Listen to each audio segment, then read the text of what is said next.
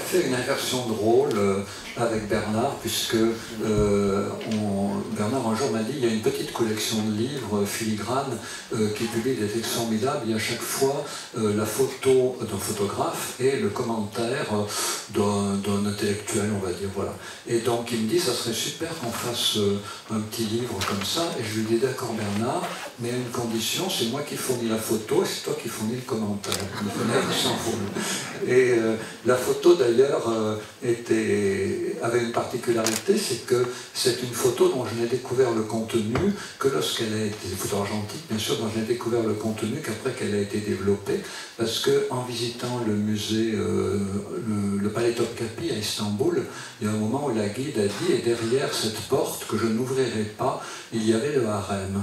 Et donc cette porte avait une grosse serrure, donc j'ai mis mon appareil sur la serrure et j'ai fait la photo. Et bien sûr j'ai évité de me courber en deux et de me mettre devant l'œilleton parce que tout le groupe m'aurait regardé comme une sorte de pervers bizarre. Donc c'est après en développant la photo que j'ai découvert, puis Bernard Fantagua, donc on avait donc inversé les rôles. Si tu veux, je peux dire quelques mots de notre rencontre. Tu nous dis.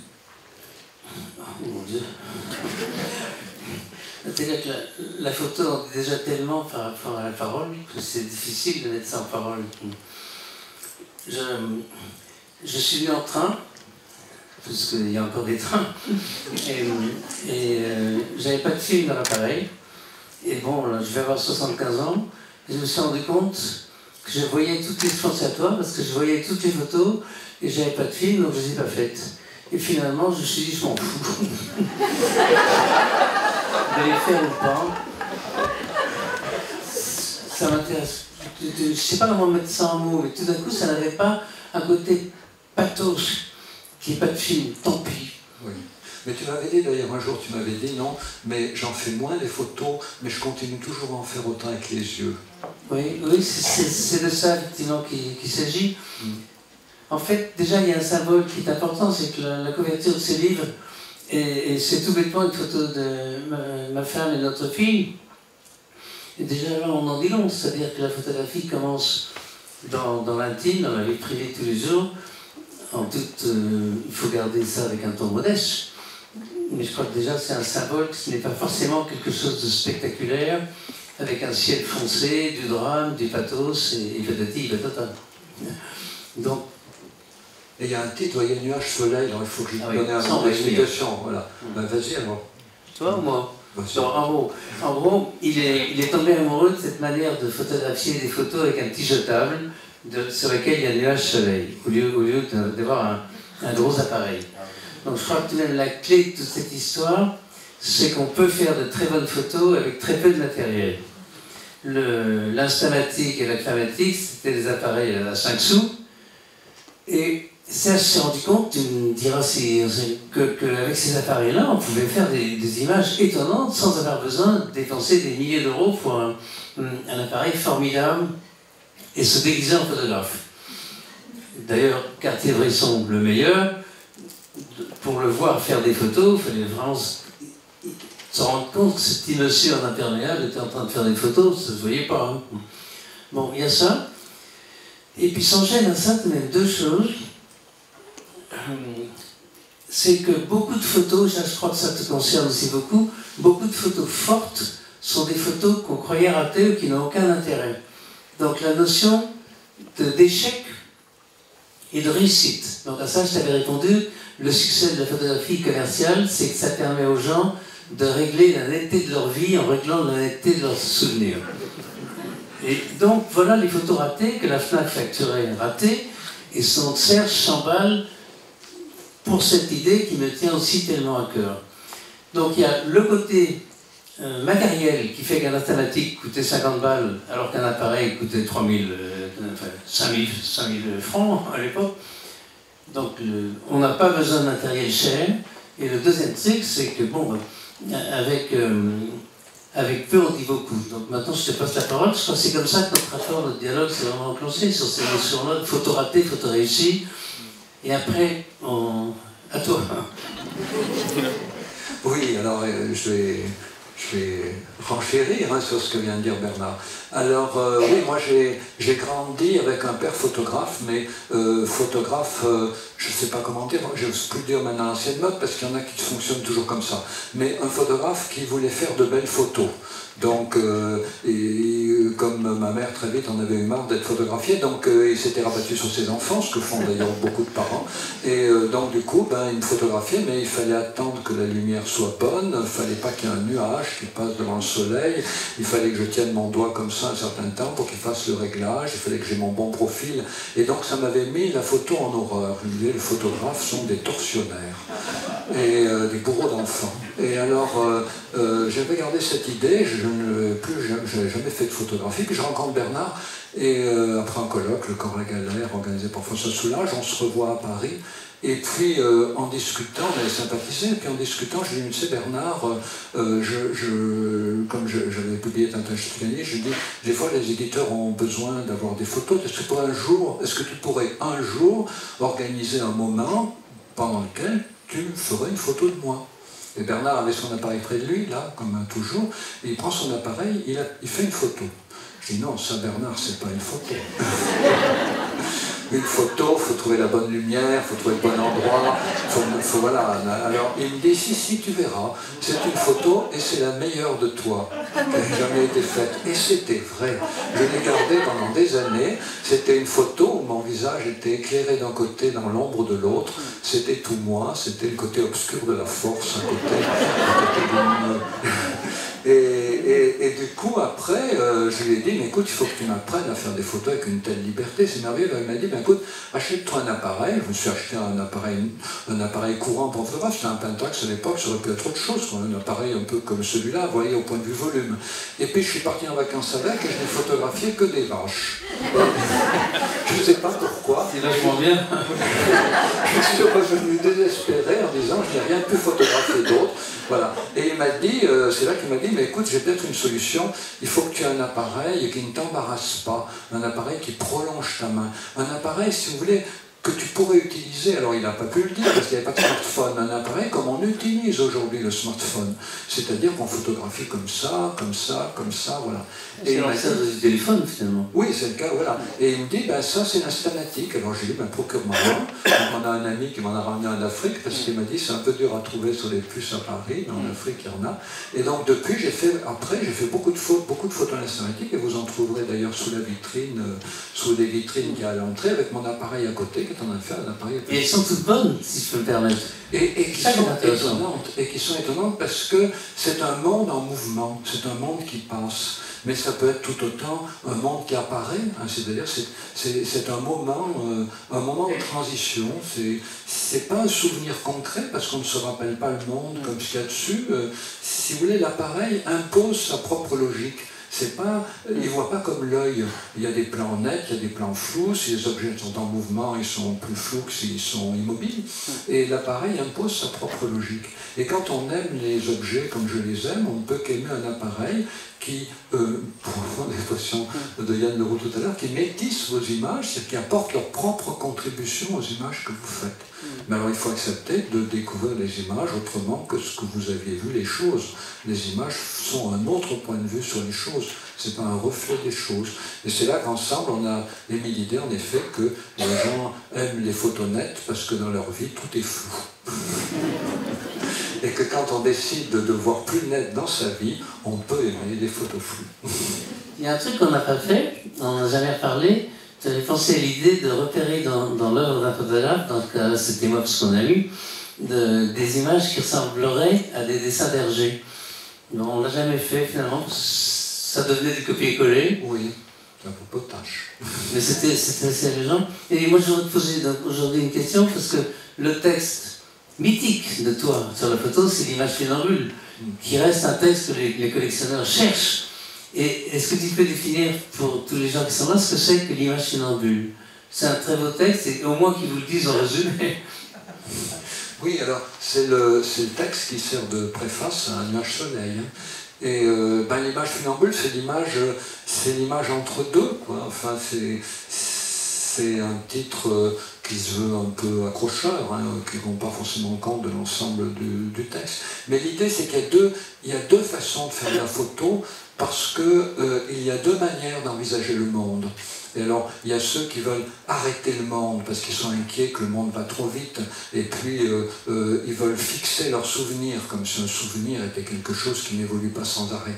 Alors du coup, ces gens-là aiment les photos nettes, bien cadrées, et qui puissent avoir une valeur définitive, de telle manière qu'on puisse les mettre dans les albums de famille.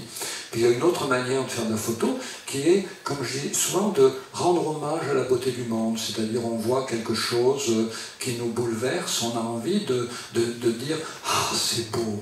Et puis, le dire ne suffit pas. On a les mains dans les poches, on les sort. Si on peut se faire une salutation, pourquoi pas, la beauté du monde. Ça peut être n'importe où. C'est pas forcément un coucher de soleil sur les montagnes enneigées. Ça peut être aussi un rayon de lumière. J'ai fait ça, une photo d'un rayon de lumière dans le métro ligne aérienne, 13e arrondissement, qui tombe juste à un certain endroit, sur les pieds de certaines personnes. Merveilleux. Donc ça, on a envie de faire un geste pour témoigner, ne serait-ce qu'à ses propres yeux, de son bonheur d'être là à ce moment-là. Merci au monde de m'accorder un tel moment, même si j'ai des problèmes dans ma tête. Ça fait oublier pendant quelques secondes tellement d'horreur de la vie. Merci à la beauté du monde. On a envie de rendre hommage, on fait une photo, on sort l'appareil très vite parce que c'est éphémère, un rayon de soleil dans la ligne 13 qui tombe au bon endroit sur les pieds. On se débrouille comme on peut, clic-clac, voilà, car on n'a pas trop forcément le temps de cadrer. Mais même si on ne sait pas ce que sera la photo, mais on a l'impression d'avoir pris acte de quelque chose d'important. Et après, on développe la photo. Alors, par surprise, souvent, ces photos prises dans des moments de grande émotion, elles sont belles, elles ne sont pas jolies, elles sont belles, elles sont parfois un peu pas bien cadrées, un peu floues, mais il y a vraiment quelque chose de fort dedans. Enfin voilà, on verrait quelques exemplaires sur le tri, mais ça c'est Bernard qui m'a appris ça, avec son côté un peu dansant, voilà. Alors quand on s'est rencontrés, Bernard faisait de la photo, sans doute en marchant, dans les moyens de transport, voilà, en bougeant, voilà. Alors d'ailleurs, cette manière de photographier, moi j'ai fait beaucoup de selfies avec mon appareil numérique, bien avant que les gens fassent du selfie avec un appareil argentique ou avec un smartphone. C'était pas compliqué de faire un selfie avec un appareil argentique simplement. Il fallait sortir de l'idée qu'on allait photographier des jolies choses. J'ai vu une fois avec quelqu'un, je photographiais un truc dans la rue, j'étais avec une amie qui me dit, il faut pas une amie, un collègue qui me dit, mais pourquoi tu photographies, il n'y a personne sur la photo. Ça me fait penser, j'étais en voiture. Photographie des fois les gens. Oui, mais c'est ça. Non, mais c'est ça, j'étais en voiture à Turin avec un grand photographe qui n'aime vraiment pas mes photos. Et on passe devant un terrain vague, il dit, prends-la, c'est pour toi. Je tairai son nom, par gentillesse. Mais il ne s'est pas rendu compte qu'il faisait un compliment. Moi, ce que je voudrais te demander, donc on a à peu près le même âge, et j'en suis vraiment resté au numérique, j'arrive pas à passer à l'argentique, j'arrive pas à passer au numérique. Et hier, dans le métro, il y avait une dame qui marchait, qui parlait à quelqu'un au téléphone, donc au lieu de regarder son chemin sur le quai, ce qui était dangereux, elle regardait quelqu'un sur un écran, elle parlait. Alors moi je suis complètement largué avec ça, je suis perdu de chez perdu, j'y comprends rien, je vois pas l'intérêt de tout ça, je suis, comme je disais tout à l'heure à quelqu'un ici, je suis un vieux con. Mais il y a tout de même une similitude entre le téléphone portable en photo et nos installatiques. Et ma question était, bon moi je suis largué mais ça me regarde, c'est mon problème, est-ce que toi tu continues à faire des photos au téléphone? Alors je fais des photos au téléphone, mais j'ai pas trop l'œil, c'est-à-dire moi ce qui m'intéresse c'était plus la lumière. La lumière. Et la lumière, l'argentique est merveilleux pour la lumière, surtout l'argentique en noir et blanc. Merci. Mais avec un smartphone, alors je dis pas qu'on peut pas avoir un excellent appareil numérique. Hein. Je veux dire, des photographes professionnels qui viennent me faire un portrait, ils ont des formidables appareils numériques. Et avec la possibilité de faire des réglages formidables. Voilà. Donc j'ai rien contre l'argentique, bravo pour ceux qui arrivent à en faire. Mais avec un smartphone, c'est quand même aujourd'hui beaucoup beaucoup les couleurs, le chatoiement des couleurs, le rythme des couleurs. Et ça, c'est un peu compliqué. Alors ceci dit, j'ai quand même de bonnes surprises avec le smartphone, c'est que on peut faire autant d'images qu'on veut. Donc je ne comprends pas d'ailleurs les gens qui photographient même avec un appareil numérique et qui disent attention, je fais la photo. Je veux dire, avec un appareil numérique, faut que même avant même que vous quadrilliez, vous devriez faire clic, clic, clic, clic, clic, clic, clic, clic, clic, clic, clic, clic, clic, clic.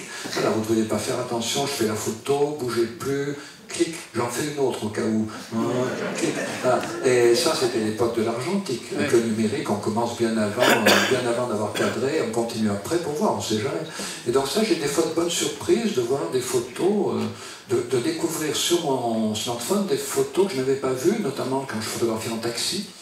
Et là, souvent, mon appareil fixe des images de choses qui passent et que je n'avais pas vues et de bonnes surprises. Mais c'est plus un travail avec mon smartphone. Mon smartphone très commun, c'est de la couleur, c'est plus de la lumière. Si je peux me permettre, je renverse les rôles, ne voilà psychiatre, c'est les photographies qui te prennent. Voilà. Mais il me reste une dernière question pour ce sujet de temps. Oui, tout à fait. Bon, parce que le grand mystère de la photographie, c'est qu'on fait des photos, on appuie, on regarde la planche contact, on se dit celle-là, elle va être bonne. On rentre à la maison, on est content, oh génial, belle journée. Et puis on lit la planche contact, on voit toutes celles qu'on croyait bonnes, n'ont aucun intérêt, et qu'il y en a une qu'on a faite sans même s'en rendre compte, qui était a priori la photo ratée, qui est la bonne. Tu peux m'aider à comprendre ça? Oui, mais alors tout le monde n'a pas cette disponibilité aux images. Il y a des gens qui continuent à vouloir juger les images du point de vue du souvenir qu'ils avaient quand ils ont fait la photographie. C'est pour ça que c'est comme moi qu'il y a des grands photographes, pas forcément grands photographes, mais des photographes qui laissent reposer pendant très longtemps leur pellicule ou leur planche contact de manière à porter un regard complètement neuf sur leurs photos, enfin sur les photos qu'ils regardent, qu'ils ne jugent même plus comme leurs photos, qu'ils jugent comme des photos prises par quelqu'un, et ces photos ne sont plus embarrassées par les souvenirs de la situation qu'ils avaient. Donc c'est d'ailleurs ce que je vous conseille, c'est de toujours laisser vos images de côté pour les regarder après, parce que sinon quand on regarde une image qu'on a faite, on essaye trop de retrouver le souvenir qu'on a eu, ce qu'on attendait, l'image qu'on attendait de faire au moment où on a fait la photo. Mais si vous voulez retrouver sur vos photos l'image que vous aviez en faisant la photo, vous sélectionnerez les pires, c'est-à-dire celles qui correspondent à ce que vous croyez avoir vu, mais pas celles qui vous surprendront et surprendront vos interlocuteurs quand vous les leur montrerez. Ouais, tu réponds.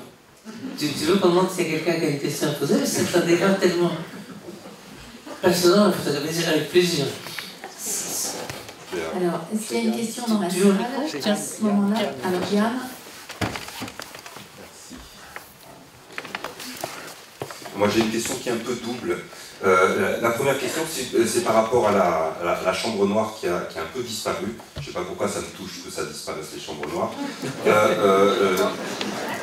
Avant, c'était tout un cinéma, vraiment. On prenait la photo, il fallait amener l'image chez le développeur, il fallait faire l'étirage soi-même. Il y avait un temps important entre la prise de la photo et puis son développement, ce qui faisait qu'effectivement, on avait le temps de laisser croître en soi des attentes, des espoirs et des représentations. Maintenant, avec un smartphone, c'est pratiquement instantané. On a une idée, on capte l'image, et puis on passe directement, on traverse la chambre noire à toute vitesse, et puis on a l'image. Donc, très probablement, il y a un effet sur le travail d'assimilation au monde.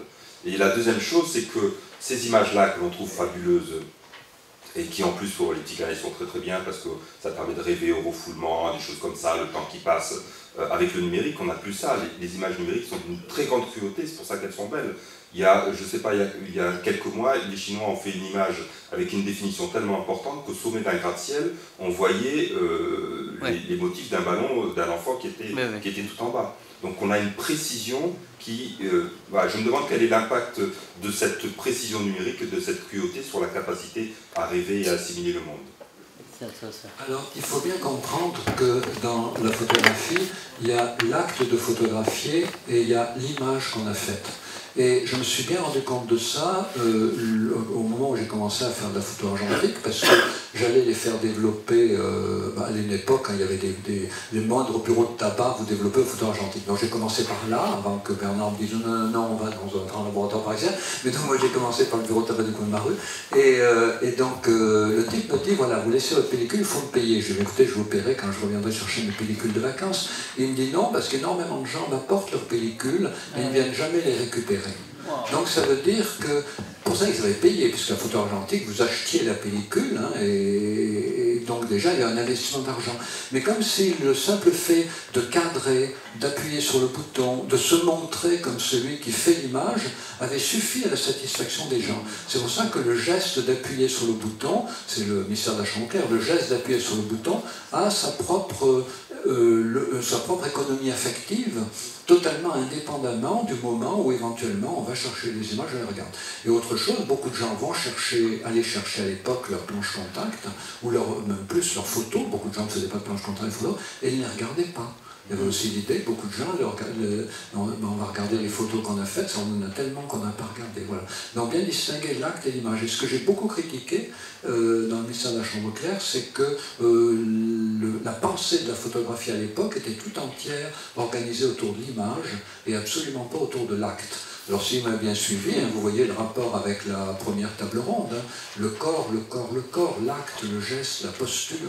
Et on a beaucoup parlé avec Bernard, le fait d'avoir un appareil ventral et de se pencher devant le monde pour le photographier, le fait de porter un appareil à l'œil, le fait de s'agenouiller pour faire une photo, le fait de s'accroupir, le fait de se coucher, tout ça est fondamental. Je veux dire, le corps photographie et cette activité du corps, pour beaucoup de gens, est suffisante, c'est à l'époque antique, suffisante pour justifier leur investissement d'achat de pellicule, même s'ils se foutaient pas mal des images. Alors avec le numérique, là aussi, il y a deux postures. Il y a ceux qui font, qui regardent, puis il y a ceux qui ne regardent pas. Moi, j'avoue que j'ai des tonnes de photos, enfin des tonnes, non, régulièrement, je le vide, je fais que de la HD sur mon smartphone, donc je ne peux pas en faire beaucoup. Régulièrement, je le vide. J'en élimine d'ailleurs les 9/10, mais je ne le fais jamais tout de suite. Il ne me viendrait pas à l'idée de sélectionner une photo, après avoir fait 15 photos d'un truc, sélectionner tout de suite. Parce qu'on a trop la scène dans l'œil. Il faut attendre que ça repose. Voilà. Donc tu as raison, il faut le temps de l'oubli de la situation pour aborder l'image comme un objet indépendant. Mais encore une fois, l'acte de photographier a sa logique économique, mentale, affective, à elle seule. Pas la peine de l'image. Et d'ailleurs, on peut imaginer quelqu'un qui fasse des photos sans pellicule, il appuie sur le bouton, ben déjà ça change son statut. Non mais c'est vrai, vous vous amenez dans une soirée entre amis avec votre appareil, il n'y a pas de pellicule dedans, vous faites des photos, vous avez un statut différent de celui que vous auriez si vous n'avez pas d'appareil photo. Je crois qu'il y avait une autre question. Et moi j'en avais une dernière aussi. D'accord, alors on va donner la parole à monsieur. C'est très court, c'est juste... Il faut un micro, je t'entends pas un micro, je suis sourd. Vous m'entendez là ou pas? Oui, très bien. Merci. Donc ce que je veux dire, c'est plus une petite remarque. Je trouve que, comme je suis tout à fait d'accord avec ce que vous dites, je vous trouve un petit peu dur. Je vais vous dire pourquoi. Parce que je crois qu'un peintre qui saurait ce qu'il peint avant de le peindre, ce serait une catastrophe. Et donc, je crois que vous dites, vous donnez au temps et au corps, dans la photo, quelque chose qui existe dans la peinture. Mais je trouve que c'est beaucoup plus souvent, comme vous dites, le hasard, les tas de choses qui se font, que la programmation. Parce que ce que je veux dire par là, c'est que, vous avez bien compris, c'est que quand un peintre du dimanche a fait le truc à l'identique de la photographie, voire de choses, il ne se passe rien. Vous ne m'avez pas entendu. Mais j'ai essayé de voir vos lèvres pour comprendre ce que vous dites. Ah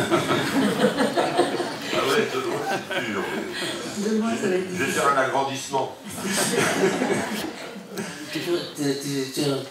Oui, tout à fait, mais quand on voit le tableau d'un peintre, c'est ce qu'on appelle, lorsque le mot empathie est revenu dans le discours, il est revenu par rapport à la critique picturale. On retrouve l'état émotionnel du peintre en regardant sa peinture, voilà. Mais en revanche, on l'a trop peu dit par rapport au photographe. Le photographe, c'était l'œil. c'était l'œil, c'était l'instant magique. Non, il n'y a pas que ça, l'instant décisif. Mais non, il n'y a pas que ça, il y a aussi toute la relation sensorielle, émotionnelle au monde qui intervient dans l'acte de photographier comme elle intervient dans l'acte de peindre. Complètement d'accord, mais simplement dans un domaine elle était reconnue, dans l'autre elle ne l'était pas. Tu voulais dire quelque chose, Bernard? Je voulais juste signaler que l'éditeur qui a publié la photo d'Istanbul est là. Patrick. Le filigrane édition, là. Ah, voilà. Est-ce que tu aurais une question à poser sur... Non, parce que t'es calé en photo. Piège-nous un peu. Non, mais Patrick est un extraordinaire éditeur de photos qui a commencé à faire des superbes objets, quand même, les objets, encore une fois, des superbes objets, livres de photos, avec des reliures en bois, avec des choix de papier extraordinaires. Et voilà, donc il fait des... Regardez, Filigrane Édition, qui fait des tas de choses formidables. Nathalie. Ah oui, allez-y. Non, c'est une question pour revenir sur la question des bonnes photos. Moi, j'aime beaucoup ce que fait Bernard Plossu. Pourquoi cette photo que nous avons tous sous les yeux, la couverture de Nuages Soleil, est-elle une bonne photo? Quel est le processus? Nous savons tous qu'il y a des millions et des milliards de photos prises sans arrêt, d'épouvantablement inintéressantes. Qu'est-ce qui fait? Moi, je me rappelle des textes de Serge sur notamment Helmut Newton, son autoportrait avec le chien, etc. Qu'est-ce qui fait qu'une photo tient, qu'elle est bonne et qu'elle touche des sensibilités de personnes qui ne se connaissent pas, qui ne se sont jamais vues, qui n'ont pas les mêmes sujets dans la tête? J'ai une réponse possible. Parce que là, parce que je suis heureux, parce que c'est ma femme et ma fille, on est heureux des rois. Mais je vais vous donner une anecdote. En 88, Alain Sayag m'avait fait une expo, j'avais 40 ans, au Centre Pompidou. Et donc c'était dans la galerie de passage, où il y a des milliers de gens qui passent. Et j'ai regardé avec les gardiens, en leur demandant quelles sont les photos sur lesquelles les gens s'arrêtent. Et bien la photo sur laquelle tous les gens s'arrêtaient, c'était Françoise, ma femme, avec dans les bras notre bébé Joachim. Voilà, je pense que ça répond à votre question, c'est-à-dire qu'il y a dans des photos toutes simples en apparence une universalité qui peut toucher, qui ne sont pas spectaculaires. Aide-moi. Est-ce que cette photo, c'était celle où ta femme ou Françoise et Joachim sont flous avec un arrière? Voilà, avec le volcan derrière. Ça, c'était un coup de génie. C'est-à-dire que, faites une photo de votre femme et de votre fils, et derrière, il y a le Stromboli, je crois. Le Stromboli, oui. Et donc, vous vous cadrez sur votre femme et votre fils. Et maintenant, il a cadré sur le Stromboli. Ce qui fait que la femme et le fils sont flous. Non, mais c'est génial. Parce que du coup, vous y voyez qui vous voulez. Vous n'y voyez pas Françoise et Joachim. Vous y voyez deux êtres qui sont flous dans votre souvenir, mais que vous trouvez tout d'un coup tellement ressemblants. Parce qu'on voit à peine les yeux, la bouche, et le Stromboli derrière, c'est un espace auquel tout le monde a toujours rêvé. Voilà. Et donc du coup, si vous voulez, c'est une photo qui dépasse son caractère particulier de madame Plossu et leur enfant, avec François, et qui devient un support de rêverie pour tous les gens qui la voient. Et je pense que ça aussi, c'est une image qui renvoie beaucoup de gens au plaisir de la plage, en soirité, etc. Et puis ce mouvement, le mouvement de nonchalance, il y a quelque chose dans le mouvement de François sur cette photo qui mériterait qu'on écrive quelques pages dessus. Il y a quelque chose à la fois de la nonchalance, de l'abandon, du corps offert. C'est très beau, quoi. Ne marche pas comme ça qui veut. Voilà. Et donc du coup, je crois que ça contribue beaucoup. En plus de la petite fille qui a un autre pas, vous voyez, qui a grandi le pas plus grand, le pas est petit chez l'adulte. Enfin, il y a beaucoup de choses, on va pas analyser la photo maintenant, mais je comprends qu'une photo comme ça, avec la petite montagne et la grande derrière, c'est plein de résonance là-dedans, et après on peut partir, on peut essayer d'analyser l'image, mais en même temps, il faut bien comprendre, c'est Barthes l'a beaucoup dit, moi je ne suis pas d'accord avec certains trucs de Barthes, c'est ce que j'ai dit. C'est vrai que mon livre s'appelle Le mystère de la chambre claire, parce qu'il n'est pas question de la chambre claire du tout, jamais dedans. Des gens ont dit, pourquoi la chambre claire? Il n'est pas question de chambre claire. Je dis oui, il n'est question que du livre Barthes, La chambre claire. Et donc c'est le mystère de la chambre claire. Pourquoi Barthes a si mal compris la photographie par certains côtés, alors qu'il a si bien comprise par d'autres. Et un côté où il a bien compris, c'est quand il oppose l'intérêt général, le ponctum j'ai oublié l'autre mot, voilà. Et donc, quand il oppose l'intérêt général pour une image, avec comment une image peut nous poigner intimement par un petit aspect. Donc, je veux dire, dans l'intérêt qu'on peut trouver pour une photo, il y a toujours quelque chose qui échappe à toutes les définitions générales qu'on pourrait donner de la qualité de la photo. Mais plus une photo contient de petits éléments susceptibles de toucher un grand nombre de gens, plus évidemment, elle va toucher un grand nombre de gens. Merci Serge. Ça répond à la question. Non, je pense que voilà. Il y avait quelque chose que tu voulais ajouter? Non, non, ah non, c'est ça, c'est pour ça que tu lances les applaudissements pour que ça s'arrête. T'en as assez en fait. Alors, applaudissements.